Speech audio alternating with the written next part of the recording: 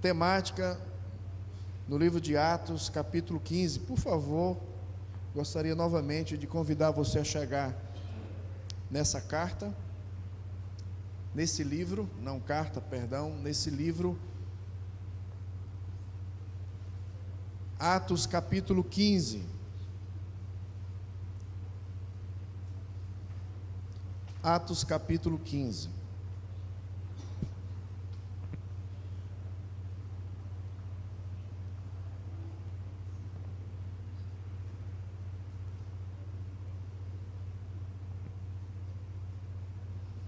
Atos capítulo 15.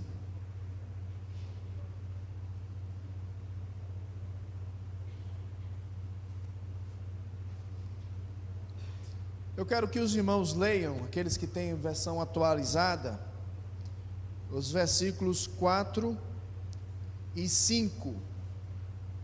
Na verdade, o 6 também, ok? Verso 4, 5 e 6. Por favor, gostaria de ouvir a leitura dos irmãos que têm aí em mãos a versão atualizada. Vamos lá, verso 4.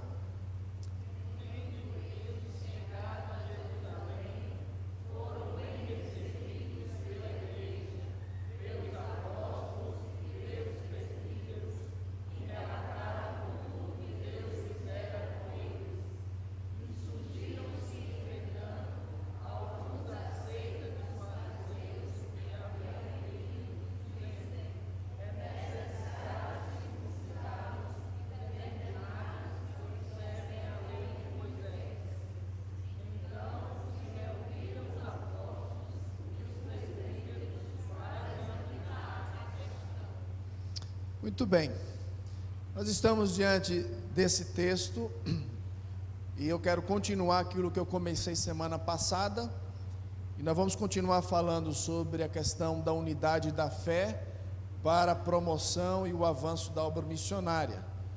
Especificamente, o tema que eu estou dando para essa mensagem hoje à noite tem a ideia de uma correção, grande repercussão. Uma correção, grande repercussão. E eu quero, obviamente, lembrar aos irmãos a respeito dessa importante decisão ou correção que a igreja tomou ali há cerca de talvez 20 anos após o Pentecostes. Esses irmãos aqui, pela primeira vez, eles se reúnem para decidir uma questão, para corrigir um assunto doutrinário, para que então a obra missionária continuasse a avançar. E eu quero pensar então sobre essa temática de correção e grande repercussão. Talvez, se eu pudesse puxar a sua memória alguns dos seus empreendimentos ou trabalhos que você tenta fazer, mas todas as vezes que você conclui o processo, você percebe que o resultado é negativo, ele não está alcançando o que você almejou. Talvez é preciso então você voltar e fazer algumas correções. Eu me lembro muito do meu primeiro momento de trabalho em panificação, em padaria. E tinha uma turma lá que gostava de fazer umas pegadinhas. 16, 17 anos, primeiro trabalho. Eu adentrei então aquele balcão e eu fui balconista, vendedor de pão. O pessoal que trabalhava lá atrás, na área de produção, e um certo indivíduo lá chegou para mim e disse: Reginaldo, vá ali na loja de fulano de tal e compre lá 3 quilos de vapor. O que eu fiz? Peguei o dinheiro e fui atrás dos 3 quilos de vapor. Eu não sabia de nada de padaria. Eu achei que tinha esse tal objeto vapor que era necessário para utilizar no processo de produção de pão. E eles morrendo de rir, né, fazendo sempre essa graça com todos os novatos que ali chegavam. No processo de depois de fermentar o pão, você então coloca as bandejas dentro do forno e tem um botão que você aciona, que é água. para gerar o vapor, para sustentar a fermentação do pão e ele sair bonito e saudável. Então era esse vapor que eles estavam pedindo para que eu comprasse, né? E o vapor não existia, não tem vapor para comprar.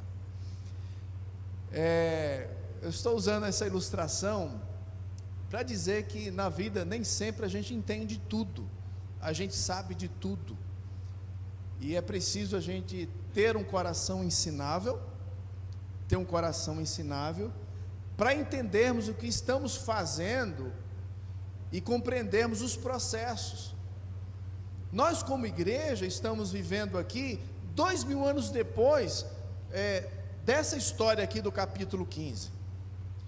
Muitos de nós nos afirmamos cristãos, seguidores de Jesus, mas talvez você não saiba ainda de fato por que você foi chamado para ser de Cristo. Você ainda não tem certeza e convicções o que esse chamado para ser de Cristo afeta na sua vida, afeta na sua agenda, afeta nas suas preferências, nos seus projetos e nos seus sonhos. Nós precisamos compreender o que estamos a fazer aqui, para não incorrer no problema aí de estar sendo mandado fazer algo que você desconhece e alguém está rindo de você. Precisamos conhecer a nossa história, precisamos saber por que nós estamos aqui, e precisamos sobretudo saber o que cremos, saber o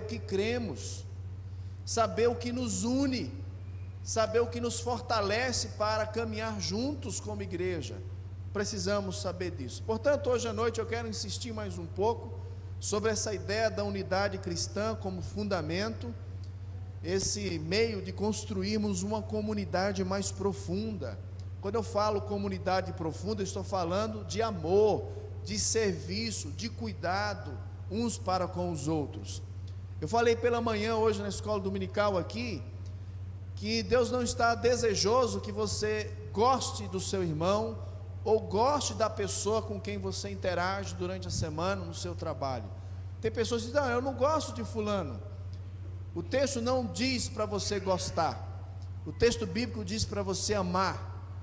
E se nós queremos aprofundar o nosso amor no contexto, na dimensão relacional da igreja, nós precisamos conhecer a nossa doutrina, conhecer o fundamento, aquilo que sustenta a nossa fé, a nossa confiança em Jesus, que nos faz cristãos.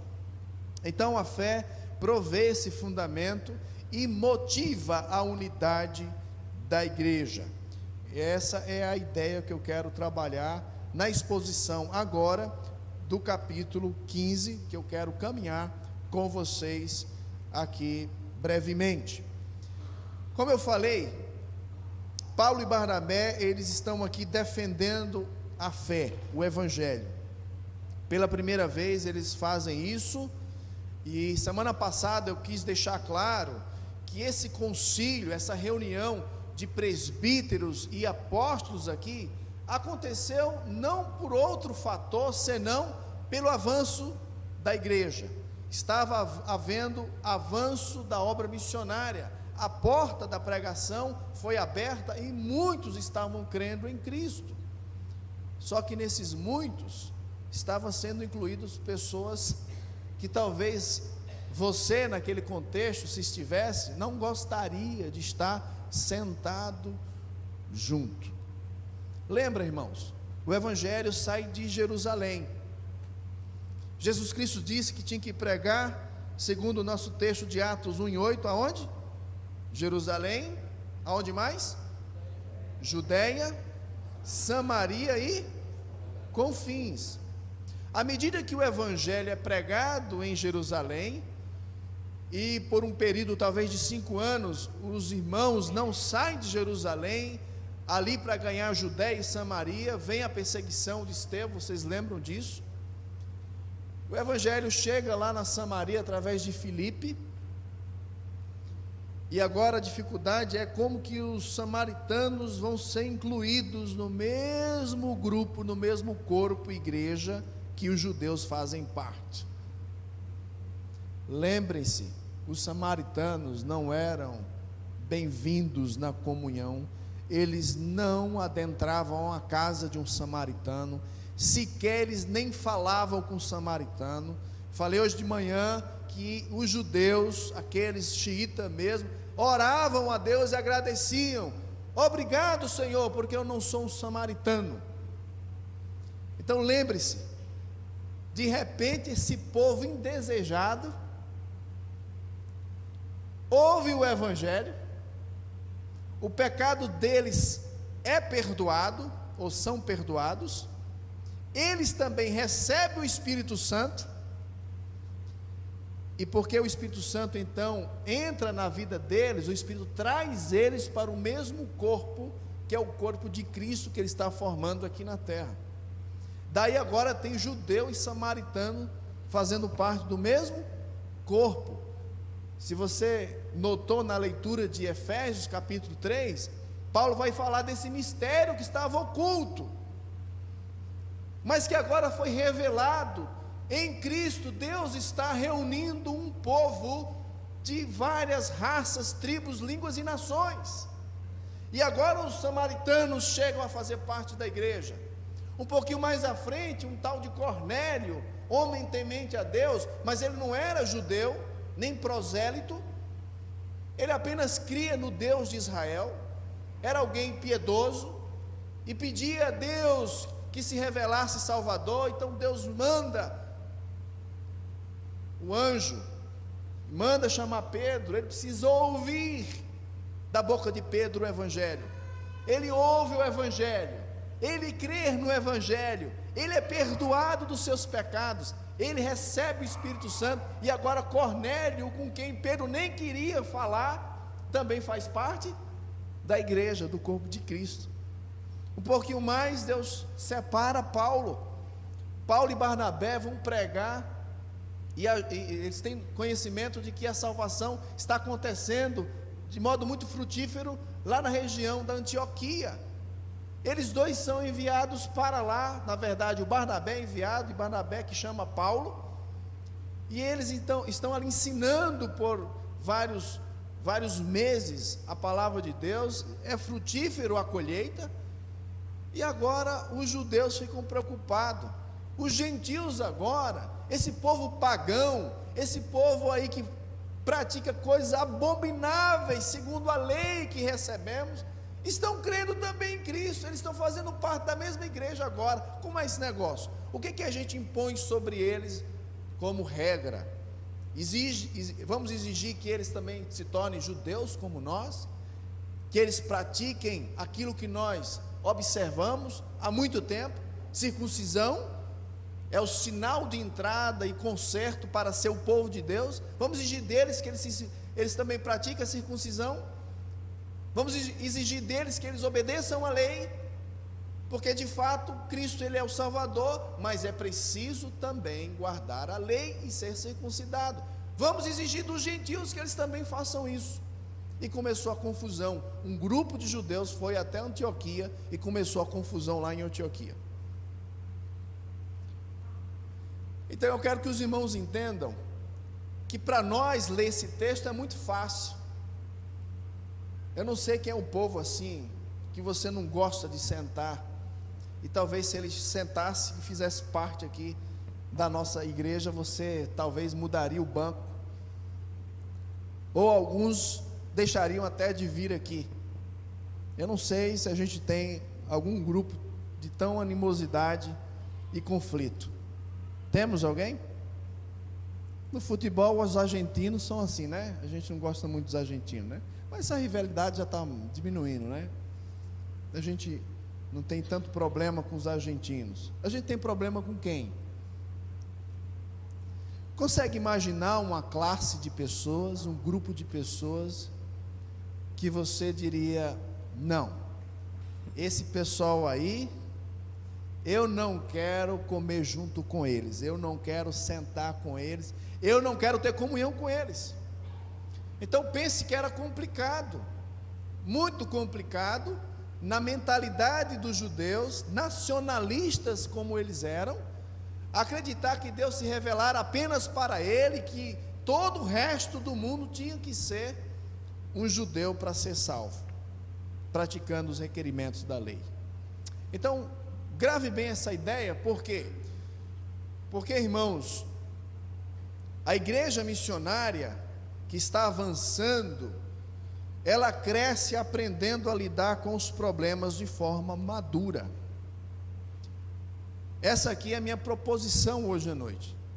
Quando nós pensamos no avanço da obra missionária, no crescimento da igreja, Deus pode salvar pessoas que você não cheira muito bem, que você não se dá com ela. Eu conheci uma pessoa que, depois que ela creu em Cristo, ela teve que sentar ao lado de pessoas que ela era intrigada, que ela não se dava. E aquela música bem antiga, né? No momento em que aceitei o meu Jesus, minha vida logo se modificou, né? Encontrei a paz, encontrei o amor, eu não ando mais em rancor. E não só com essa pessoa que ela convivia dentro dessa igreja, que antes era igual gato e rato, ela teve que ter aquela conversa madura de resolução de conflito, perdão mútuo foi praticado, mas ela também testemunhou que saiu na sua vizinhança, porque ela também não era uma peça muito boa, e ela saiu para se reconciliar com vários dos seus vizinhos, que ela não se dava. Quando ela creu em Cristo, a vida dela transformou, e ela, por estar em paz com Deus, entendeu que precisava estar em paz também uns com os outros. É interessante, irmãos, como esse processo acontece.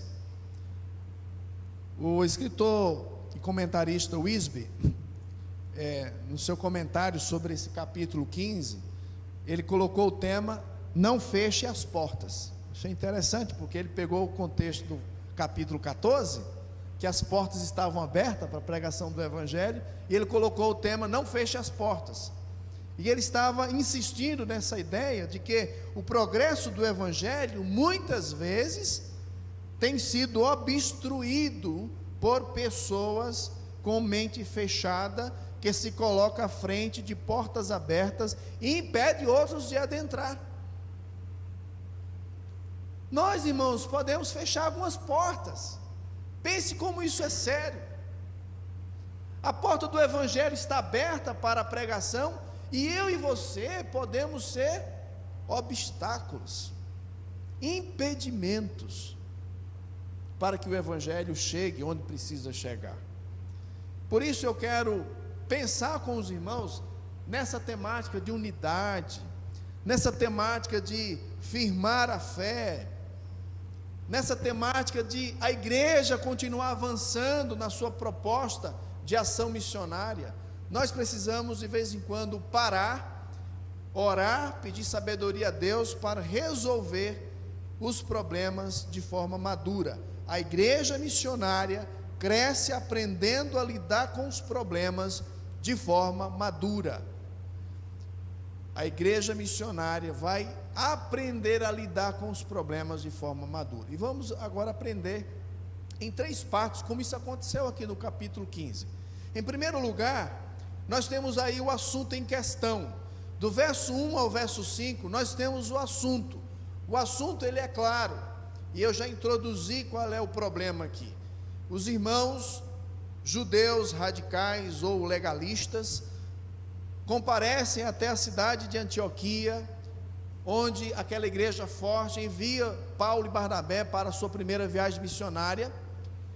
Paulo e Barnabé voltam para Antioquia, dá um relatório das bênçãos de Deus, salvando os gentios, e esse povo está lá e começa a murmurar, começa a colocar impedimento, começa a fazer críticas, e dizer que também eles precisam ser circuncidados, a menos que sejam circuncidados conforme exige a lei de Moisés, vocês não poderão ser salvos.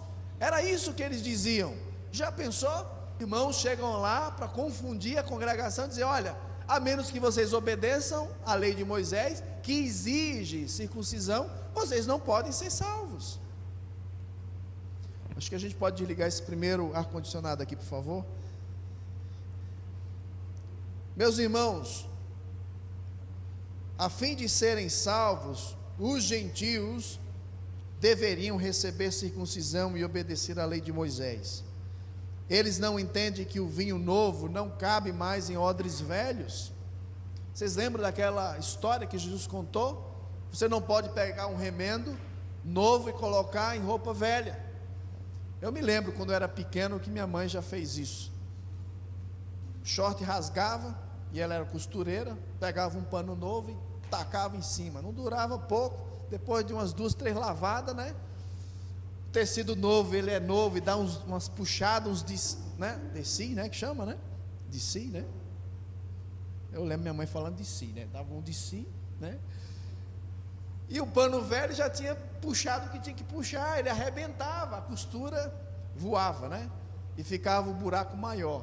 Ele vai ilustrar isso com os odres, que era aquela mochila feita de couro, o vinho, o suco de uva fermentado, o vinho, dava então aquela esticada na vasilha, e os odres velhos já tinha puxado o que tinha que puxar. E um odre novo, vinho novo, no caso aqui, não poderia aguentar, ou seja, o odre, a vasilha velha, não poderia aguentar a dinâmica do novo. Jesus Cristo veio para trazer o novo, e esses aqui estão querendo que as verdades do Evangelho ainda estejam contidas no velho, na aliança, no preceito antigo. O vinho novo em odres velhos não funciona.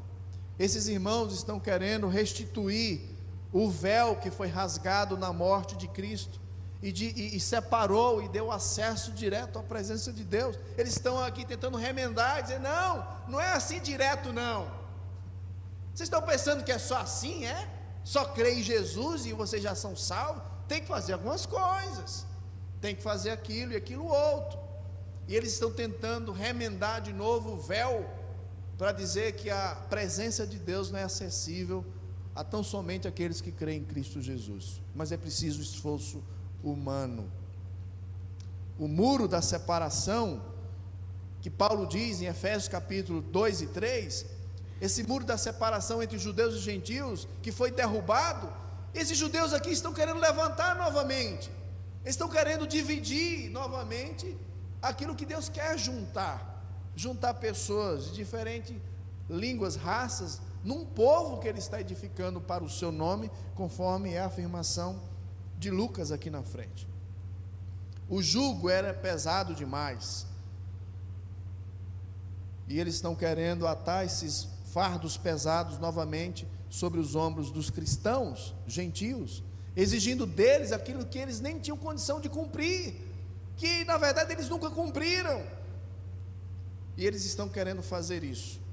Irmãos, os cristãos de Antioquia estavam sendo perturbados e transtornados, segundo diz o verso 24, capítulo 15, verso 24, ele diz assim na minha versão aqui: soubemos que alguns homens que daqui saíram sem nossa autorização, aqui os apóstolos dizendo, têm perturbado e inquietado vocês com seu ensino.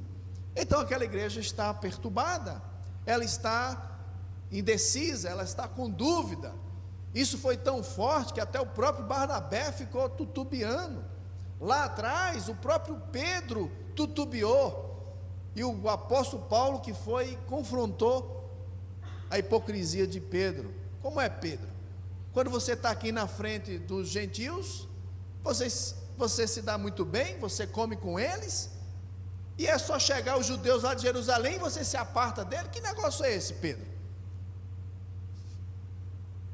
E é interessante, irmãos, como essa dinâmica trouxe perturbação. Meus irmãos, quais são as perturbações que podem chegar no nosso meio? A Igreja Batista Esperança está perturbada com algo? Tem alguma coisa que chegou entre nós e pode chegar entre nós e causar perturbação, trazer a nós um espírito transtornado, que exija de nós partidarismo, Ah, eu sou do fulano, eu sou de Beltrano, não, eu sou dessa opinião, e daqui a pouco a igreja está dividida. Tem algo que perturba a igreja nos dias de hoje? Amém? Misericórdia? Acho que não, né? Estamos em paz aqui? Todo mundo está na mesma página? Todo mundo está caminhando junto? Tudo bem, né, dona Jussara? Mas o fato de estarmos bem hoje não significa que vai continuar. Quando menos se espera, surge algo do meio de nós. É mais de dentro do que de fora. E procura perturbar a nossa comunhão. E procura sugar energia, sugar tempo. Em vez da gente estar trabalhando projetos de plantação de igreja, de avanço do evangelho, a gente está aqui dentro resolvendo pepino interno. Infelizmente é a realidade de muitas igrejas do Brasil afora. Igrejas que racharam, igrejas hoje que fecharam, igrejas hoje que eu conheço, que literalmente fechou, por causa de um racha 4 anos atrás. Isso está acontecendo, algo que vem no seio da igreja e perturba. A questão aqui, irmãos, é algo sério, é algo doutrinário, e precisava ser corrigido. O que vale a pena ressaltar aqui, quando a gente fala das dinâmicas internas que traz perturbação, infelizmente, irmãos, não são assuntos doutrinários. Quando a gente vai fazer uma busca na história das divisões eclesiásticas, não é assunto doutrinário na maioria das vezes, mas são questões de gostos. Lá na região do norte do país, teve uma igreja que, em anos acalorados de política, a igreja chegou ao ponto de tomar partido, um de um lado ou de outro. Então, de um lado tinha bandeiras do partido, em que metade da igreja apoiava, e do outro lado bandeiras do outro partido, em que a outra metade da igreja apoiava. Então tem vários motivos, egos, alguns membros que aspiram liderança, controle, poder, preferência de cor, de parede. Quantas assembleias e sessões ordinárias são discutidos assuntos triviais? Qual é a cor que vamos pintar a parede? E aí, como é que vai ser a cor lá do portão? Vamos decidir aqui se a gente faz assim ou assado. E aí os crentes começam a bate boca, começa a discussão. Não, eu quero desse jeito, eu quero daquele. O que eu estou querendo dizer, irmãos, que na base, infelizmente, que tem a ver com os motivos de perturbação dentro da igreja de Cristo, não é necessariamente algo doutrinário, como no caso foi aqui, mas são questão de ego, são questão de preferência, e a gente precisa ponderar isso e vigiar até que ponto nós estamos sendo usados por Satanás para ser motivo de perturbação. Pessoas que gostam de agir nos bastidores, fazendo comentários. Eu vi recentemente de um pastor comentando de uma história de uma igreja que deixou de ter paz, de confusão dentro da igreja, depois que 2 outros líderes da igreja e missionário saíram de lá, porque chegava um pastor e aqueles 2 líderes veteranos ficavam ali chamando um irmão ou outro. E aí, irmão Décio, o que você achou da pregação do pastor hoje? O que você achou daquilo que ele falou lá na assembleia? E daquela postura que ele teve? E esses ficavam, como diz, nas beiradas, né? Jogando uma farpinha ali, jogando um pensamento, uma dúvida, uma preocupação. Não, mas não estou querendo dizer nada não, tá? Só um comentário. É só para você orar, até espiritualiza, né? Você orar, né? Tem gente que é mestre para isso. Provoca dissensão no meio da igreja. Meus irmãos, o assunto aqui em questão é algo essencial à salvação. Aqui a gente está falando dos essenciais da fé, que tem a ver com como que o homem é aceito diante de Deus. É pela fé em Cristo somente, ou por meio da lei, da obediência à lei. Todos vocês entenderam essa parte aqui? O ponto é doutrinário, o assunto é essencial à salvação do homem, e é basicamente isso que está aí nos versos de 1 a 5. Os versos 6 a 18, onde nós paramos a leitura, diz que os apóstolos e presbíteros se reuniram para decidir a questão. Então, número 2, eu quero falar que a igreja que avança na obra missionária, ela tem maturidade para resolver as questões difíceis, ela aprende com os problemas de forma madura. Isso à luz de um problema que surge, e agora o debate, como que vai se resolver? Obrigado. Como é que vai se resolver isso? Quais são os essenciais para a salvação? Essa é a pergunta que está aí. Então eles vão debater. Depois de uma longa discussão, verso 7, Pedro então se levanta e dirige a eles dizendo: irmãos, vocês sabem que há muito tempo Deus me escolheu dentre vocês para falar aos gentios, a fim de que eles pudessem ouvir as boas novas e crer.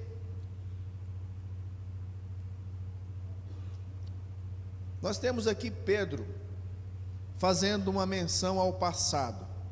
Pedro está lembrando do seu ministério em Jerusalém, seu ministério junto também aos samaritanos, pois ele passou por lá, confirmando aqueles a quem Filipe tinha evangelizado, e sobre eles veio o Espírito Santo também. Pedro foi o primeiro a pregar ao gentio Cornélio, em Atos capítulo 10, como nós já estudamos.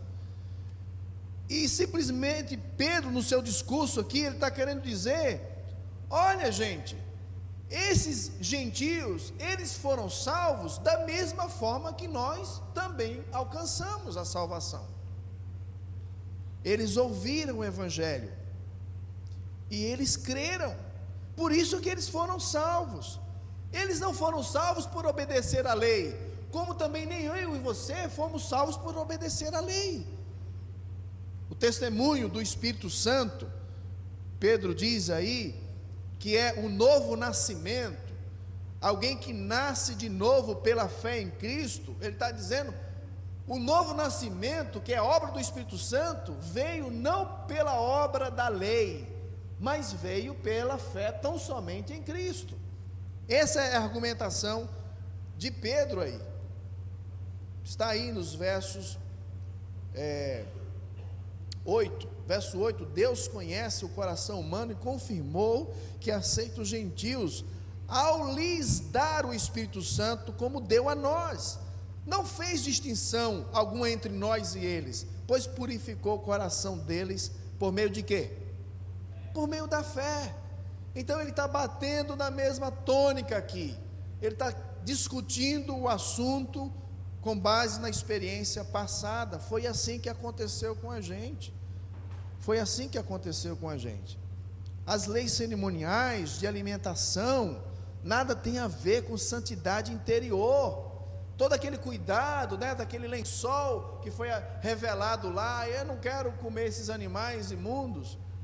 Toda essa descrição que os judeus praticavam com relação à alimentação, Pedro está dizendo, isso não tem nada a ver, isso não provoca santidade interior. Santidade interior é obra do Espírito Santo, e o Espírito Santo é enviado à pessoa quando crê, e não porque ele obedece à lei. A purificação do coração dá-se-á por meio do Evangelho, é a fé em Cristo e não a observância da lei. Isso está claro aí no verso 9, não fez distinção alguma entre nós e ele, e eles purificou o coração por meio de quê? Da fé. O coração é purificado, o homem é perdoado, o homem é retirado da sua culpa eterna, por meio da fé objetiva na pessoa do Salvador Cristo Jesus. Essa é a afirmação do Evangelho, e nós precisamos crer nisso, e nos apegar nessa verdade profunda. Irmãos, os que creram em Cristo, receberam a justificação da lei, da lei de Deus no coração, e por meio do Espírito Santo obedecem à vontade de Deus, não mais motivados pelo medo, mas motivados pelo amor, pois o cumprimento da lei é o amor. Paulo vai dizer lá em Gálatas: se você ama o seu próximo, você cumpriu a lei. Você cumpriu a lei. E é exatamente isso que acontece. Então Pedro vai dar o seu relato, sua posição.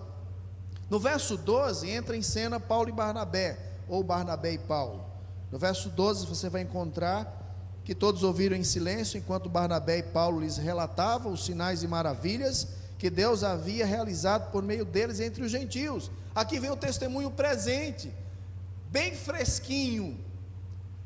Barnabé entra em cena com Paulo e vai dizer: olha, isso aconteceu agora, nós acabamos de chegar de uma viagem missionária, estamos voltando da região da Galácia, onde nós pregamos o Evangelho, onde Deus fez sinais e maravilhas, e muitos creram, e eles receberam o perdão dos pecados, e eles receberam o Espírito Santo, também como nós. Eles falaram o que Deus tinha feito, prova de Deus que estava operando por meio deles.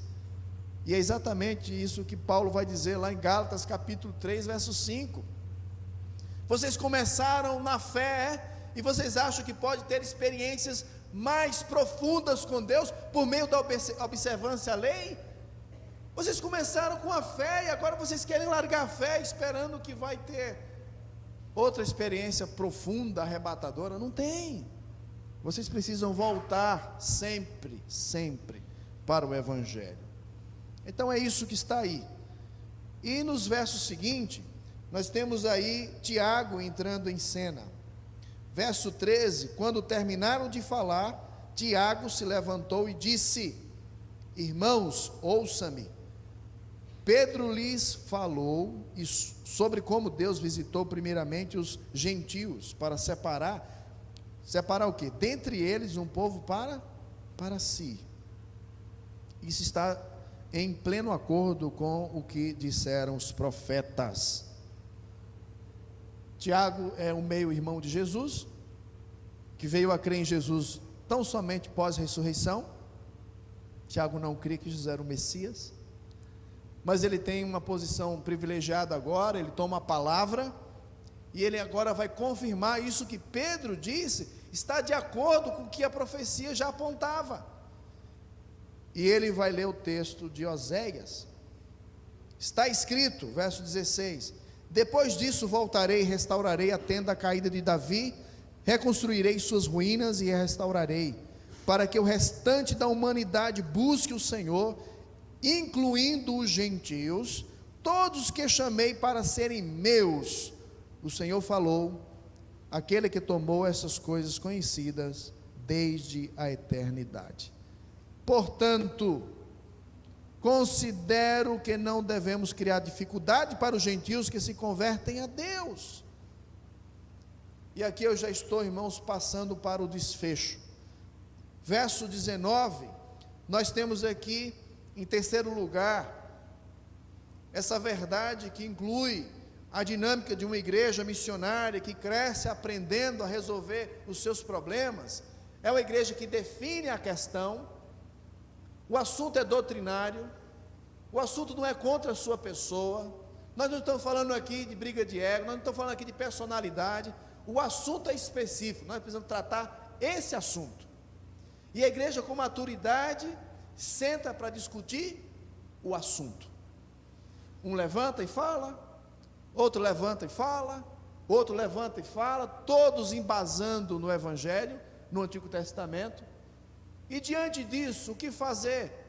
Meus irmãos, é interessante como que essa igreja, tratando um assunto tão complicado, tão fino, porque aqui, irmãos, corria-se o risco de arrebentar tudo. Os judeus querendo colocar sobre os gentios uma carga. Em contrapartida, os gentios que cresceram sem nenhum tato com a lei, precisavam também demonstrar amor e ter paciência com os irmãos judeus. Não estou nem aí, Se eles cresceram a vida toda resguardando aí os alimentos, problema dele, eu não vou deixar de comer meu porco. Eu gosto de porco. Se ele se escandaliza com o porco, o problema é dele. É assim?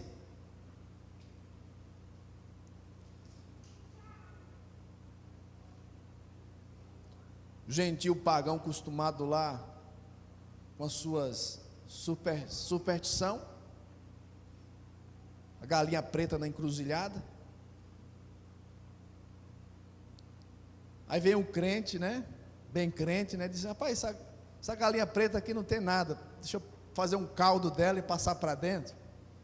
E o outro já se sente escandalizado: você é doido, isso aí é macumba, né? Isso aí é coisa pesada. Nada, rapaz, tem nada não. Lembra que Paulo tentou resolver isso lá na carta aos Romanos, capítulo 14, na carta aos 1 Coríntios também, sobre a consciência do irmão. E ele vai estabelecer a lei do amor. Tem assuntos que é complicado. E para a igreja manter-se unida, ela precisa do amor que está baseado numa fé consistente, senão ela se rompe. É a fé que atua pelo amor. É uma fé viva que se expressa através de atos de amor para com o outro, que seja mais fraco, que se escandaliza. E você, por amar o seu irmão, você vai cuidar daquilo que o preocupa, daquilo que causa mal-estar. Você vai em busca dele, porque você está ancorado na fé em Cristo, que da mesma forma que comprou você, comprou o seu irmão também, e fomos chamados para viver unidos. Meus irmãos, se não for por causa disso, cada um pega seu beco e vai viver na sua casa em paz, porque se isso não nos une, nada nos unirá. É a fé em Cristo Jesus. É a fé em Cristo Jesus. Então nós temos o desfecho. O Espírito Santo, então, no verso 19, conduz a igreja a uma tomada de decisão. Em contrapartida, se nós não vamos exigir dos gentios que pratiquem a circuncisão, que se submeta às leis cerimoniais, vamos também dizer aos gentios, por outro lado, que entendam que os judeus cresceram a vida toda ouvindo isso. Por amor aos irmãos judeus, pague o preço. Deixe de fazer aquilo que tanto você gostava ou gosta, mas para não ofender o irmão que você ama, deixe de lado. Vocês estão vendo que a solução aqui, ela tem essa contrapartida?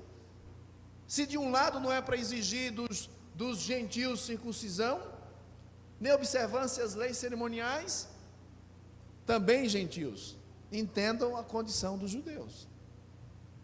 E eles então tecem aqui alguns elementos para que os gentios pudessem atentar.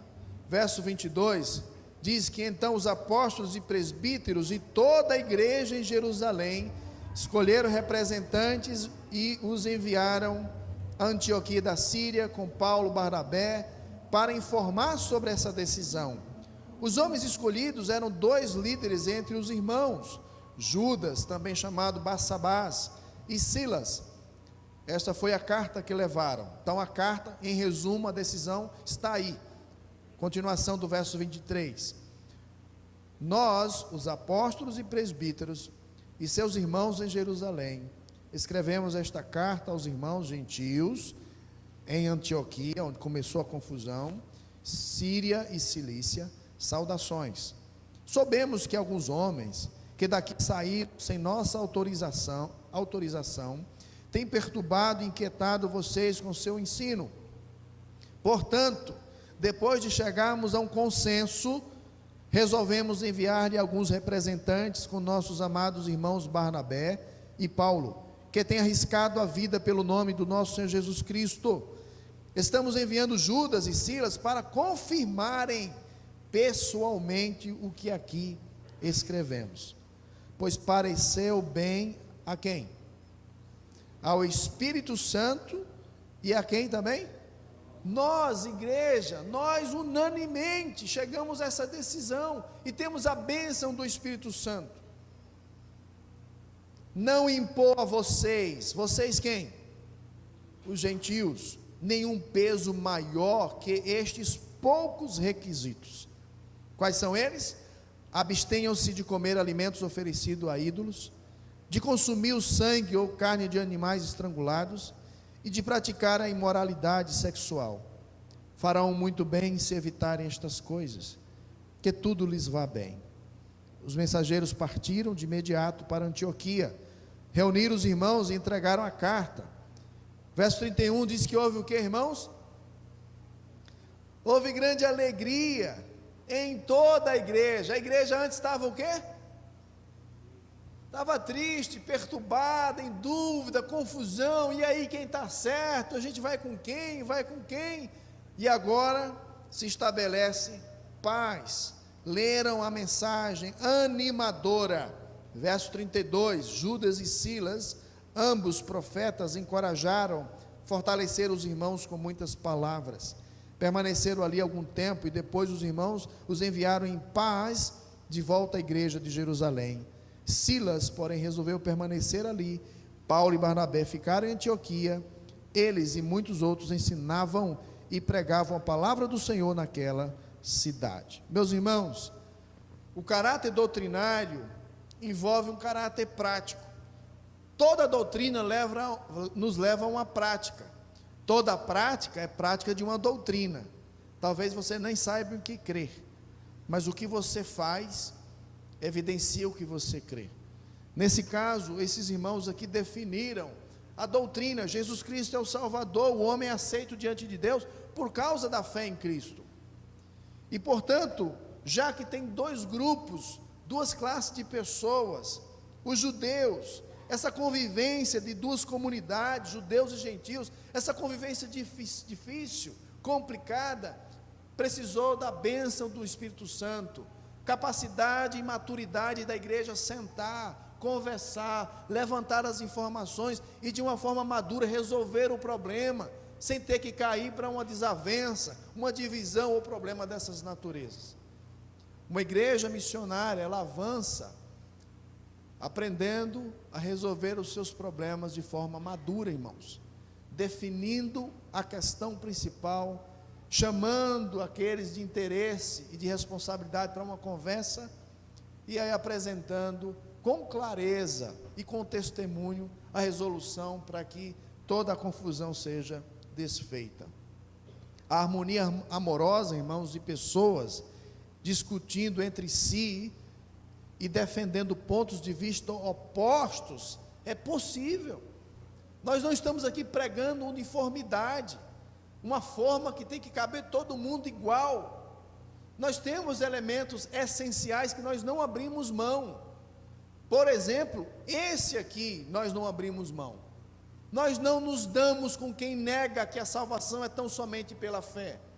Nós não chamamos de irmão quem não crê em Jesus Cristo como o único Redentor e Salvador. Se tem pessoas que creem em outras coisas, não é o meu irmão na fé. A fé dele é diferente da minha, porque eu creio que Jesus Cristo, e tão somente Jesus Cristo, é o mediador entre Deus e os homens. Não há outro nome no céu e nem na terra, pelo qual importa que os homens sejam salvos. E se você não crê nisso, você não é o meu irmão. Eu não posso andar com você, você não pode nem fazer parte dessa igreja aqui. Os irmãos que vão testemunhar domingo precisam afirmar: eu creio que somente Jesus Cristo é o meu Salvador, eu sou salvo tão somente pela obra meritória de Cristo. Se essa pessoa não crê nisso, ela não é batizada, ela não é aceita no nosso meio, porque ela não é irmão, não é irmã. Certa vez numa sala de batismo, irmão Manuel, na última semana, quando eu estava tratando sobre essa temática de segurança eterna, de salvação pela obra de Cristo, fui me surpreendido com uma pessoa que já tinha mais de 6 anos na igreja. Não, pastor, esse negócio de ser salvo, ainda estou pelejando ainda para alcançar essa salvação. Poxa, como é esse negócio, né? Não, eu não posso dizer, eu tenho até medo de morrer, não sei nem para onde é que eu vou. Eu estou tentando fazer algumas coisinhas aí para ajeitar a minha vida. Minha irmã, essa altura do campeonato, o batismo já é nessa semana. O marido dela, com a fé viva, ele era da geração aí do pessoal que trabalha com algumas religiões, ele era o sucessor. Foi uma conversão fantástica, uma fé viva daquele homem, e ele foi batizado e ela não foi, porque ela não teve condição de afirmar paz interior, convicção de perdão dos pecados, aceitação diante de Deus, tão somente por acreditar em Jesus como Salvador. Meu querido irmão, se você confia em outro que não Jesus para te aceitar diante dele, avalie, viu? Se você está hoje à noite aqui e você tem outra base da qual você acredita que é aceito diante de Deus, é bom você avaliar. Conversa comigo, conversa com os irmãos, tira essa dúvida. Mas você não pode deixar de passar esse momento para cientificar-vos de que a fé salvadora é a fé em Cristo Jesus. Essa é a base comum, e a partir dela tudo vem. Todos os resultados que nós queremos ver na sua vida vem dessa fé. Sem essa fé você não é perdoado. Sem essa fé nem o Espírito Santo você tem na sua vida. Sem o Espírito Santo você não consegue mudar nada de maneira substancial e profunda. Tem gente que vive a vida toda no pecado, só na lama, não consegue sair. Questione. Onde é que está o Espírito Santo? Ele te domina, ele possui você? Se você não tem novidade de vida, provavelmente o Espírito Santo não habita em você. Tem gente que tem vidas velhas e afirma ter o novo. É uma contradição. Jesus Cristo, quando habita na nossa vida, Ele muda a nossa vida. Nós andamos em novidade de vida. Eu não posso andar no regresso, retroceder. Se você tem dificuldade de relacionamento, questione a sua fé. Se você não suporta aqueles que são insuportáveis, questione a sua fé. Se você tem dificuldade de liberar perdão, questione a sua fé. Se você tem dificuldade de se envolver na atividade da igreja local, em dar os seus dons e talentos, questione também a sua fé. Se você não consegue testemunhar onde você trabalha, que você é de Jesus, questione sua fé. Os resultados que o mundo quer ver de luz e sal nessa terra, depende da sua fé em Cristo Jesus. Se você não tem convicção disso, você não pode viver a realidade do reino. Você não pode ter afeição profunda. Se você não tem afeição profunda por Jesus, você não tem nenhum tipo de virtude que é digna daqueles que seguem Jesus, que são discípulos dele. Portanto, esses judeus legalistas abriram mão da circuncisão porque não era essencial. Tem gente se enganchando com aquilo que não é essencial, preocupado com coisas, enquanto deveria estar preocupado com o essencial, olhando para a vida sua ou dos outros, enquanto deveria estar olhando para aquilo que é essencial. Gente preocupada com teologia, com dar argumentação bem organizada. Mas cadê a dinâmica da vida com Deus?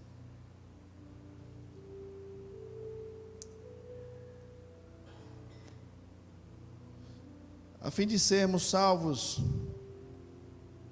e a fim daqueles gentios terem comunhão, eles aprenderam a respeitar a consciência dos seus irmãos e absteram-se de algumas práticas. Essas práticas não foram impostas, mas foi pedido na lei do amor que os gentios olhassem para os seus irmãos judeus, a fim de que essas duas comunidades pudessem interagir, serem unidas e trabalharem agora para o avanço do Evangelho.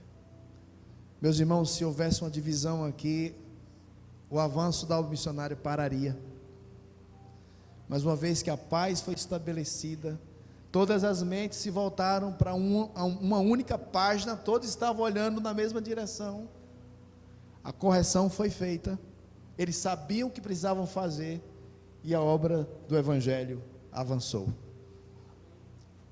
Paulo voltou à sua segunda viagem, terceira viagem, o Evangelho chegou em Roma, chegou na Europa, chegou na América do Norte, chegou aqui na América do Sul, chegou no Brasil, chegou no sertão nordestino, chegou aqui para nós, irmãos.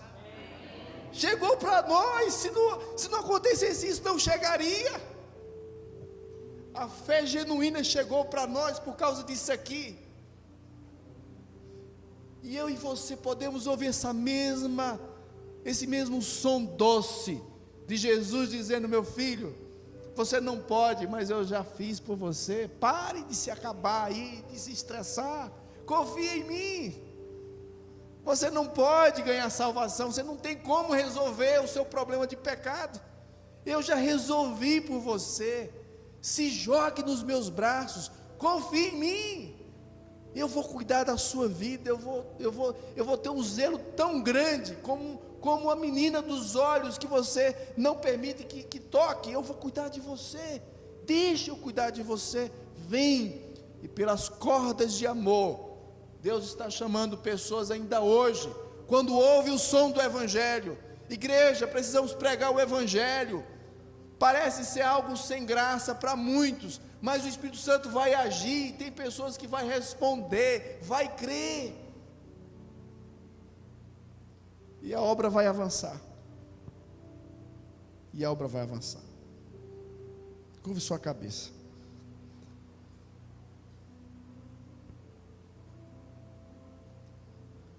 Senhor, como é bom ouvir esse relato que parece que é tão distante, mas tem tudo a ver com a gente. Ó Deus, nos dias modernos, parece que nós temos muito mais motivos, ó Deus, para não estar com o povo de Deus do que para estar. Nos dias modernos, Senhor, parece que temos muito mais motivos de não ser igreja, de não querer congregar, não querer cultuar-te, não querer andar com os irmãos, não querer servir. Senhor, porque tudo isso que fazemos tem como propósito deixar claro o testemunho de que somos um povo diferente. Pelo menos estamos caminhando para sermos diferentes. E na medida que nós estamos aprendendo do Evangelho, na medida que nós estamos clareando, entendendo o processo, não sendo mandado como eu fui tempos atrás, sem entender o que era o quilo do vapor, mas eu entendo o que é o Evangelho, eu entendo o significado da fé, e portanto o mecanismo de funcionamento da igreja vai funcionar melhor, a unidade vai fluir, mesmo que ele pense diferente de mim, mesmo que ele discorde, mesmo que a gente não ande na mesma direção, mas o teu amor nos une, o teu amor nos aproxima, o teu amor nos faz caminhar lado a lado, não porque somos bons, mas porque fomos perdoados.